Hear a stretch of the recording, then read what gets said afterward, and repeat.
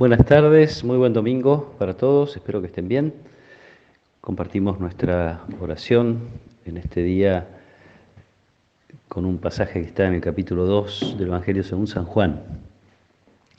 Se acercaba la Pascua de los judíos, Jesús subió a Jerusalén y encontró en el templo a los vendedores de bueyes, ovejas y palomas y a los cambistas sentados delante de sus mesas.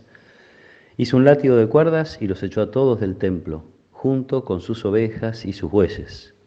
Desparramó las monedas de los cambistas, derribó sus mesas y dijo a los vendedores de palomas: saquen esto de aquí y no hagan de la casa de mi padre una casa de comercio. Y sus discípulos recordaron las palabras de la Escritura: el celo por tu casa me consume.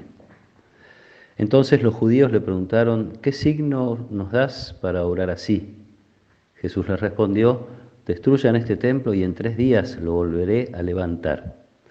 Los judíos le dijeron: han sido necesarios 46 años para construir este templo y tú lo vas a levantar en 3 días. Pero él se refería al templo de su cuerpo. Por eso, cuando Jesús resucitó, sus discípulos recordaron que él había dicho esto y creyeron en la Escritura y en la palabra que había pronunciado. Mientras estaba en Jerusalén durante la fiesta de Pascua, muchos creyeron en su nombre al ver los signos que realizaba. Pero Jesús no se fiaba de ellos porque los conocía a todos y no necesitaba que lo informaran acerca de nadie. Él sabía lo que hay en el interior del hombre. Palabra del Señor.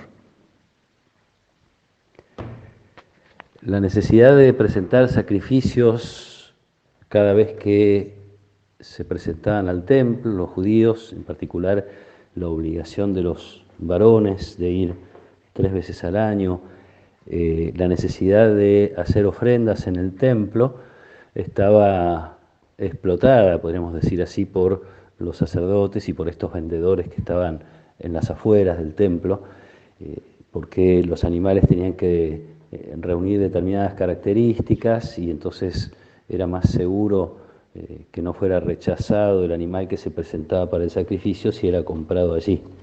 Reunían las condiciones para que los sacerdotes no las rechazaran. Por otro lado, las ofrendas en dinero debían hacerse en una moneda que ya no se acuñaba. La gente habitualmente usaba la moneda del Imperio Romano con la imagen del César. No se podía entrar al lugar sagrado con una imagen de una persona a la que algunos veneraban, casi como un dios. Toda esta necesidad, este contexto, hace que la realidad de la religión, de la práctica de la religión, los ritos que había que cumplir, se convertían en un negocio para los sacerdotes, negocio para las personas que estaban allí con sus mesas, como las encuentra Jesús. Y más allá de esta rebeldía de Jesús respecto a convertir el culto en un negocio que beneficia a algunos y que sigue empobreciendo a los más pobres, independientemente de esto, que no es poco, independientemente de esto, Jesús está dando a entender que ese modo de rendirle culto a Dios está como llegando a su fin. Basta recordar que al inicio del Evangelio, cuando Juan el Bautista lo ve pasar a Jesús, lo llama el Cordero de Dios. Este es el Cordero de Dios. Así que de entrada ya hay puede haber alguna intuición de que Jesús va a transformar todos esos rituales con su propia entrega. Un poco después, al inicio también del Evangelio, antes de este pasaje que hoy Juan nos trae, insisto, estamos en el capítulo 2, recién está empezando. Lo que hace Jesús es, en una fiesta de bodas, transformar el agua en vino. Y el agua que usa son unas tinajas que estaban relacionadas con la purificación, con ritos de purificación. Otra vez, Jesús parece decir que eso ya no sirve más, ahora viene algo absolutamente nuevo. El agua de los ritos de purificación se convierte en vino para la fiesta. Esto que está haciendo Jesús es lo que provoca entonces la reacción de los judíos, que esperan un signo, que Jesús pueda demostrar qué es lo que lo autoriza o quién es que lo autoriza a proponer todos estos cambios. Entonces Jesús hace referencia a su Pascua, ahora es Él el templo, es Él el lugar del encuentro con Dios, destruyan este templo y en 3 días volveré a construirlo. Después de la resurrección los discípulos entienden que hablaba de eso, que hablaba de su cuerpo. Por otro lado, la reacción de Jesús, hablando de la casa de su Padre, no sucede dentro del templo, que era como el lugar más sagrado, obviamente, sino en un lugar donde los vendedores, los cambistas estaban, donde los paganos podían estar también. Entonces Jesús está hablando de un lugar sagrado fuera del lugar estrictamente sagrado. También eso es un signo para quienes lo están escuchando y lo están viendo. Ahora la gente del pueblo, incluidos los paganos, son también lugar sagrado, son también templos, son también casa de Dios. Es muy interesante cómo Jesús, con una sola actitud y en pocas palabras, está dando a entender esto nuevo que sucede.